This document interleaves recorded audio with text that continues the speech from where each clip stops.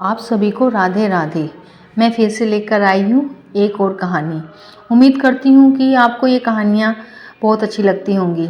ज़रूर, तभी तो आप इतने ध्यान से और प्यार से सुनते हैं। ये एक सच्ची घटना है बरसाना की। बरसाना हमारी राधा रानी की। बरसाना में एक औरत रहती थी। वो राधा रानी को बहुत बहुत मानते थे, या कहो राधा रानी से बहुत प्यार करती थी। वो राधा रानी के मंदिर जाया करती थी। उन्हें देखे बगैर एक दिन भी नहीं रहती थी। राधा रानी के लिए कभी कुछ मीठा बना कर ले जाती, कभी कुछ तीखा चटपटा बना कर ले जाती। वहाँ के पंडित जी उस महिला को बुआ जी कहते थे। वे सब लोग उस बुआ जी को बुलाते थे, बुआ जी कह के बुलाते थे।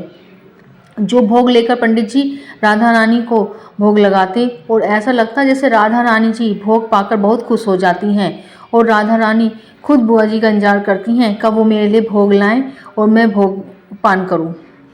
बुआ जी का और उनके भोग का इंतजार करती थी। फिर ऐसे ही दिन बीतते गए। सर्दियां शुरू हो गई। एक दिन बुआ जी भोग देने गई तो पंडित जी ने कहा, सर्दियां शुरू हो गई हैं बुआ जी, राधा रानी के लिए कुछ नए कपड़े बना दीजिए। बुआ जी पंडित जी को बस देखती रह गई कि पंडित जी ने फिर कहा, क्या हुआ बुआ जी?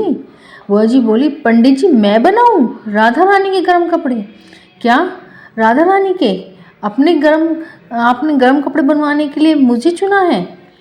पंडित जी कहने लगे, बुआ जी आप नहीं, आपको राधा रानी ने चुना है, मैंने नहीं, मैं ज़रूर बनाऊंगी। उन राधा रानी के लिए ज़रूर कपड़े बनाऊंगी। मेरा सौभाग्य है कि अपने हाथों से मैं उनके लिए गर्म कपड़े बनाऊंगी, हमारी राधा रानी पहनेंगी।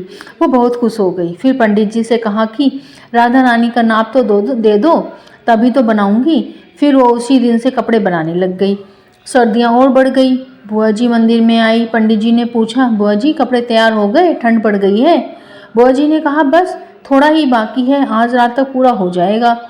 पंडित जी ने कहा, ठीक है, सुबह तुम्हारे घर से ले लूँगा, नहीं तो रात को ही तुम किसी के हाथ भेज देना ताकि सुबह की आरती में राधा रानी गर्म कपड़े धारण कर लें। उसने कहा, ठीक है। रात हो गई। सारे पंडित जी प्रसाद को रात मंदिर में ही पान करके घर जाते थे।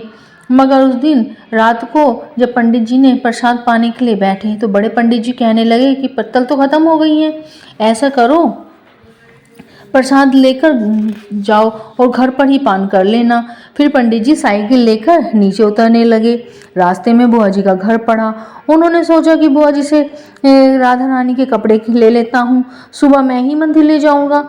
यही सोचकर पंडित जी बुआ के घर आकर दरवाज़ा खटखटाने लगे। तभी बुआ जी ने दरवाज़ा खोला और बोली, पंडित जी आप? पंडित जी बोले, कपड़े तैयार हैं? वो बोली, बिल्कुल तैयार हैं, बिल्कुल। पंडित जी बोले, लाओ मुझे दे दो। जैसे ही बुआ जी ने पंडित जी को कपड़े दिए तभी पंडित जी ने प्रसाद मंदिर से जो लाए थे वो प्रसाद बुआ जी को दे दिया।